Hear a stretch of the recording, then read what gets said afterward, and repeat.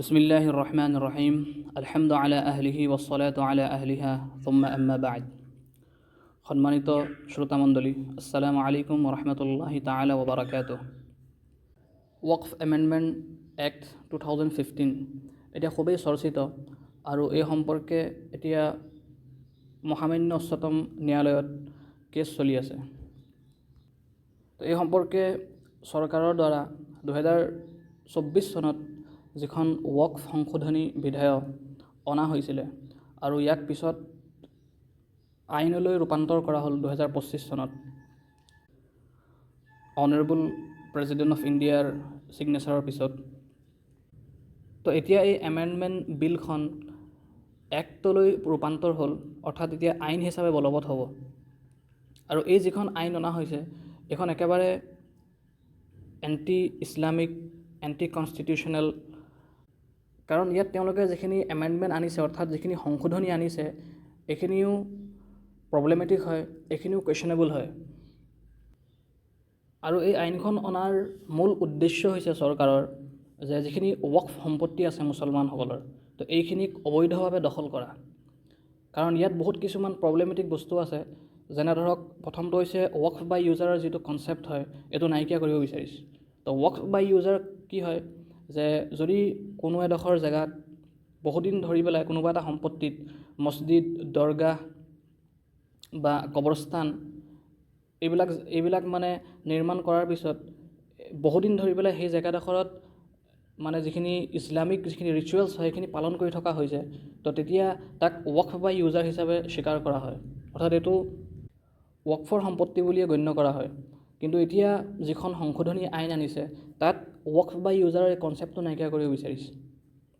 আৰু দ্বিতীয় কথাটো হ'ল 1995 চনৰ ওয়াকফ আইনৰ ধাৰা 107 অনুযায়ী তো যিবিলাক মানে ওয়াকফ সম্পত্তি আছিলে সেইবিলাকক লিমিটেশ্যনছ এক্টৰ পৰা অব্যাহত ৰখা হৈছিলে। অৰ্থাৎ লিমিটেশ্যনছ এক্ট মানে হৈছে যে যদি কোনো ব্যক্তিয়ে 12 বছৰ বা তাতোধিক সময় কোনো সম্পত্তিত মানে দখল কৰি থাকে, তো তেতিয়া সেই দখলকাৰীজনৰ বুলি গণ্য কৰা হ'ব সেই সম্পত্তিখিনি। কিন্তু যিখিনি ওয়াকফ যিখিনি প্ৰপাৰ্টি হয় এই প্ৰপাৰ্টিখিনিক এই মানে লিমিটেশ্যনছ এক্টৰ পৰা আঁতৰাই ৰখা হৈছিলে। কিন্তু এতিয়া যিখন সংশোধনী আইন অনা হ'ল, এতিয়া ইয়াতে কোৱা হৈছে যে এই ওয়াকফ প্ৰপাৰ্টিবিলাকতো এই লিমিটেশ্যনছ এক্ট লাগু হ'ব। লিমিটেশ্যনছ এক্টে মানে এই ওয়াকফ প্ৰপাৰ্টিটো কাম কৰিব। এইটো এটা অন্যায় হয়। আৰু একেবাৰে এই দুইটা ওয়াকফ বাই ইউজাৰ আঁতৰাই দিয়া বা লিমিটেশ্যনছ এক্ট লাগু কৰা, এই দুইটাই আপোনাৰ কনষ্টিটিউশ্যনেল ডিছক্ৰিমিনেশ্যন হয়, বৈষম্যতামূলক এখন আইন হয়। কাৰণ অমুছলিমসকলৰ যিমান মানে এনেকুৱা ট্ৰাষ্টি আছে বা যিমান এনেকুৱা ওয়াকফ টাইপৰ যিবিলাক সম্পত্তি আছে সেইবিলাকত কিন্তু ওয়াকফ বাই ইউজাৰৰ এই কনচেপ্টটো আঁতৰোৱা হোৱা নাই সেইবিলাকৰ পৰা, আৰু লিমিটেশ্যনছ এক্টৰ কথাও তাত লাগু হোৱাৰ কথা কোৱা হোৱা নাই। তো যদি বেলেগ অমুছলিমসকলৰ সেই পবিত্ৰ স্থানসমূহত যদি ওয়াকফ বাই ইউজাৰৰ কনচেপ্টটো আঁতৰোৱা হোৱা নাই বা লিমিটেশ্যনছ এক্ট যদি লাগু কৰা হোৱা নাই, তেনেহ'লে মুছলমানৰ ওয়াকফ সম্পত্তিত এইবিলাক কিয় অনা হৈছে? তো এইটো একেবাৰে আনকনষ্টিটিউশ্যনেল হয় আৰু একেবাৰে এটা ডিছক্ৰিমিনেশ্যন হয়। আৰু অকল এয়াই নহয়, স্পেচিয়েল এক্ট অৰ্থাৎ বিশেষ আইনৰ যিটো স্বীকৃতি আছিলে সেইবিলাকো উঠাই লোৱা হৈছে এই এমেণ্ডমেণ্টখনত। আৰু বহুত মিছা কিছুমান কথা চৰকাৰৰ দ্বাৰা আৰু কিছু মিডিয়া আৰু নিউজ চেনেলছৰ দ্বাৰা এডভাৰটাইজিং কৰা হ'ল। তাৰ ভিতৰত এটা কথা খুবেই কৈ থকা হৈছিলে এইকেইদিনত, যে গোটেই ভাৰতত ওয়াকফৰ যিটো সৰ্বমুঠ যিটো সম্পত্তি হয় সেইটো 6 লাখ একৰ। আকৌ তাৰপিছত কোৱা হৈছে যে ওয়াকফৰ যিটো হয়, যিটো সম্পত্তি হয়, এইটো ভাৰতৰ 3য় সৰ্ববৃহৎ ভূমি।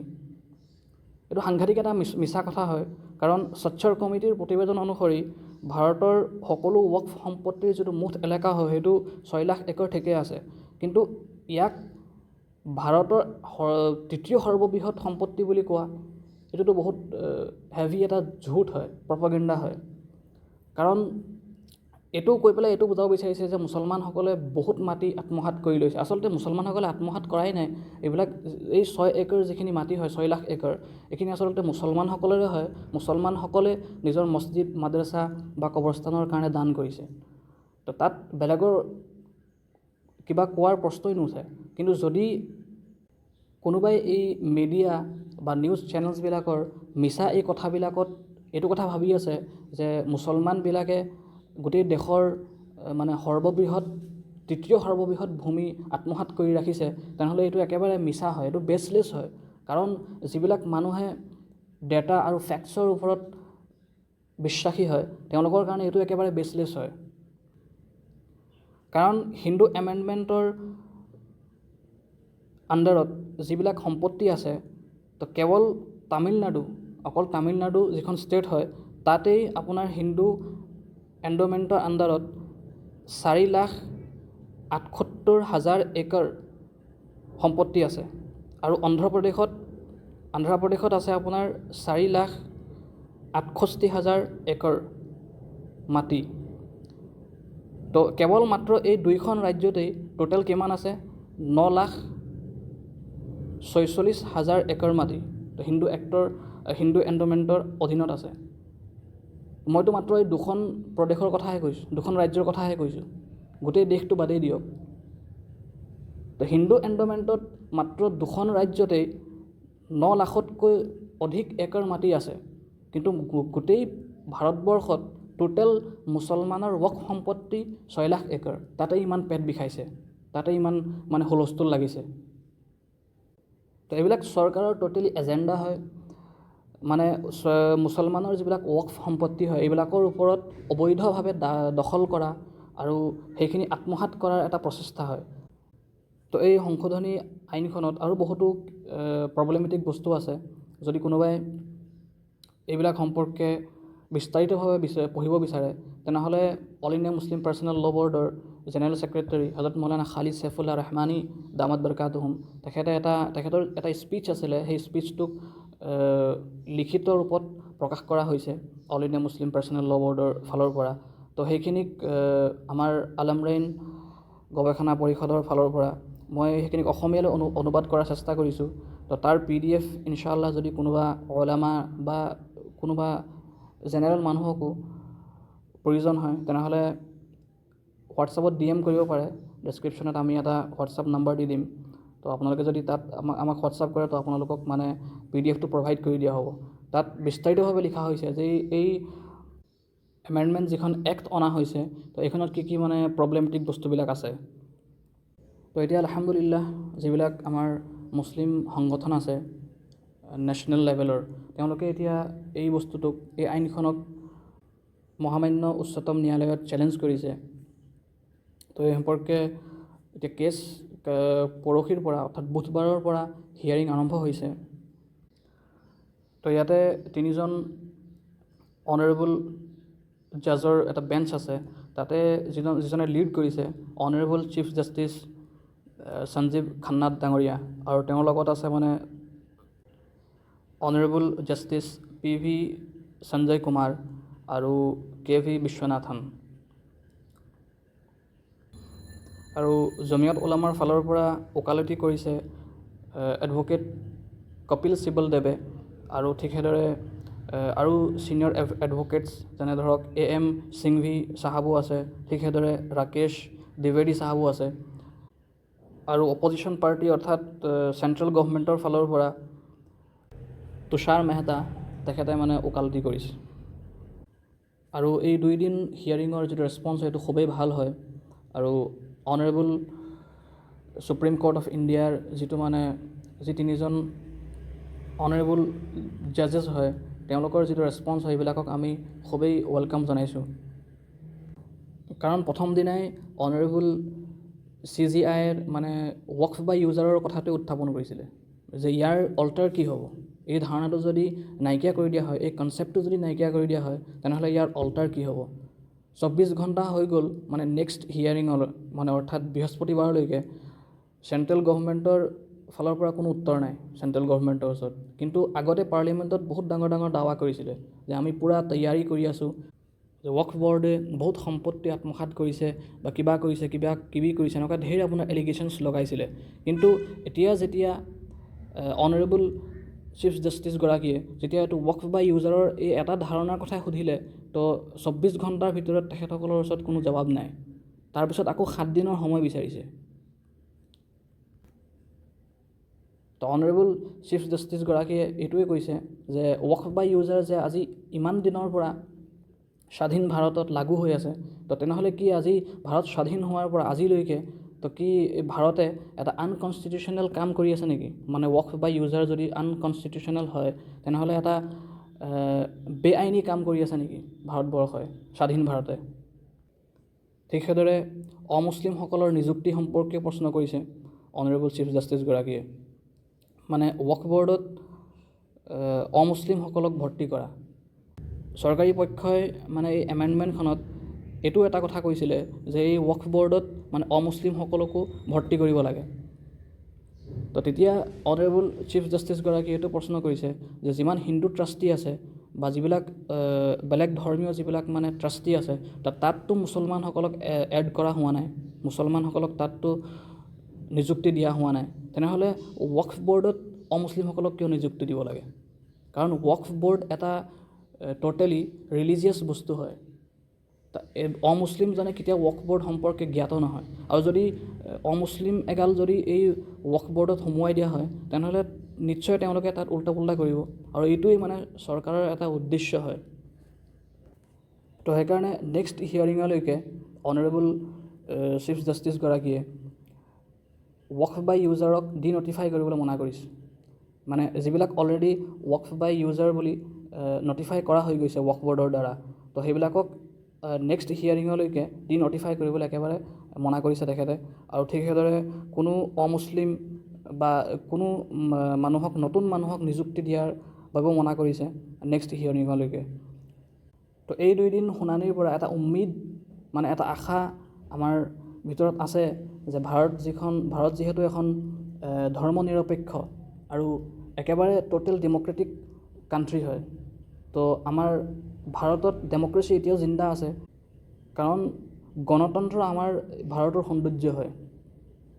অপজিশ্যনে যিমানেই চেষ্টা নকৰক কিয় বা যিবিলাক ৰেডিকুলাছ আইডিঅ'লজিক ফ'ল' কৰাবিলাকে যিমানেই চেষ্টা নকৰক কিয়, কিন্তু পূৰ্ণ বিশ্বাস আৰু আশা আছে যে অনাৰেবল সুপ্ৰিম কোৰ্টৰ ফালৰ পৰা ন্যায়েৰে পৰিপূৰ্ণ এটা ভাৰ্ডিক্ট আহিব। তো এতিয়া কথা হ'ল, আমাৰ ওলামা সমাজ ইমান স্তব্ধ কিয়? এই ৱকফ এমেণ্ডমেণ্ট বিল সম্পৰ্কে বা ৱকফ এমেণ্ডমেণ্ট এক্ট সম্পৰ্কে মছজিদবিলাকত কোনো আলোচনাই হোৱা নাই, বিশেষ কৰি অসমৰ যিবিলাক মছজিদ হয়। তো ওলামাসকল আজি ইমান স্তব্ধ কিহৰ কাৰণে? যে কোনো একো যেনিবা গমেই নাপায়।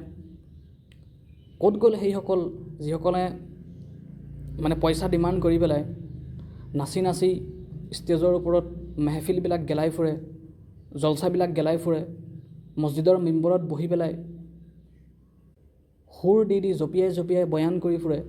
তো এই বা ইণ্টাৰনেটত বা অনলাইনত লাইভত আহি পেলাই যিবিলাকে কাৰেণ্ট ইছ্যুজবিলাকৰ ওপৰত ডিছকাশ্যন কৰে আৰু নিজকে কিবা মানে মুছলিম ইণ্টেলেকচুৱেল আৰু বুদ্ধিজীৱী বুলি দেখাব বিচাৰে, তো এইসকল আজি একেবাৰে স্তব্ধ কিহৰ কাৰণে?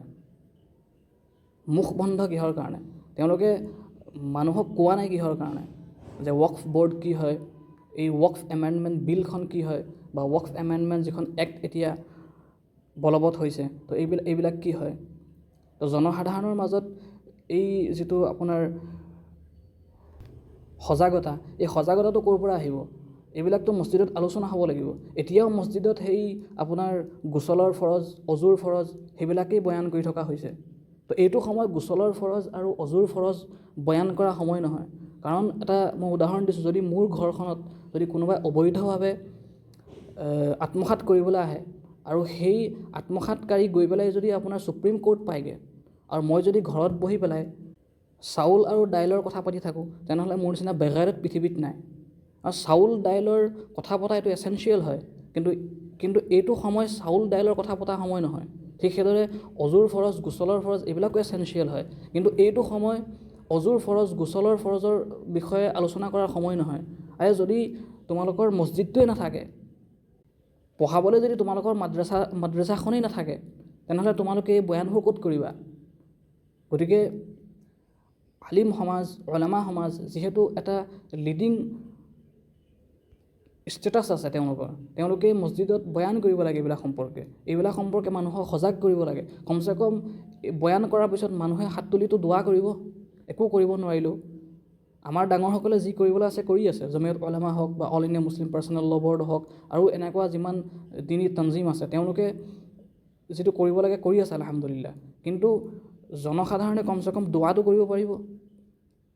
এই কথাখিনি যেতিয়া জানিব তেতিয়া কমচে কম একো নোৱাৰিলেও দোৱাটো কৰিব পাৰিব।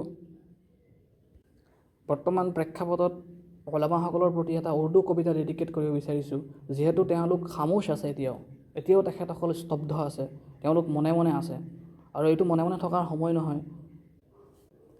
হৰ লব খামোশ हैं फिर भी बोले जा रहे हैं, लिए जा हथेली पे ये राज खोले जा रहे हैं। हर लब खामोश हैं फिर भी बोले जा रहे हैं, लिए जा हथेली पे ये राज खोले जा रहे हैं। किन मुनाफिकों से तुम्हारा राबता हो गया, क्यों सरे मिंबर भी तुम खामोश ठहरे। किन मुनाफिकों से तुम्हारा राबता हो गया, क्यों सरे मिंबर भी तुम खामोश ठहरे। सवाल ये नहीं कि गैरों ने की ये तमाशाई, सवाल ये नहीं कि गैरों ने की ये तमाशाई, बात ये है कि इन अरसे में तुम कहाँ थे। सवाल ये नहीं कि गैरों ने की ये तमाशाई, बात ये है कि इन अरसे में तुम कहाँ थे। वो नुत्क़ खुद गर्ज जो बहक़ दी ज़द हाकिम न आ सकी, वो नुत्क़ खुद गर्ज जो बहक़ दी ज़द हाकिम न आ सकी। उन तमाम शीरी सुखन निफाक दहन से मैं दस्त बरदार हूँ व आखिर दावाना अनिल हम्दुलिल्लाहि रब्बिल आलमीन।